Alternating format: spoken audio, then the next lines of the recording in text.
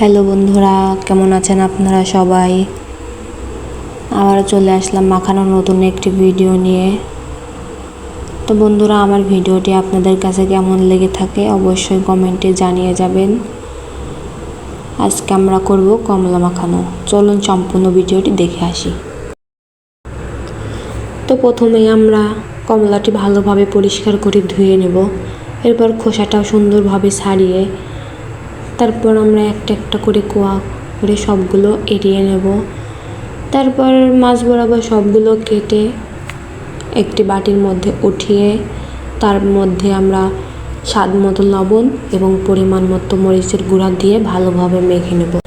আপনারা যে যেরকম ঝাল খেতে পছন্দ করেন সেই অনুযায়ী ঝাল দিতে পারেন। অনেকেই আছে অনেক ঝাল খায়, আবার অনেকেই আছে ঝালটা পছন্দ করে না।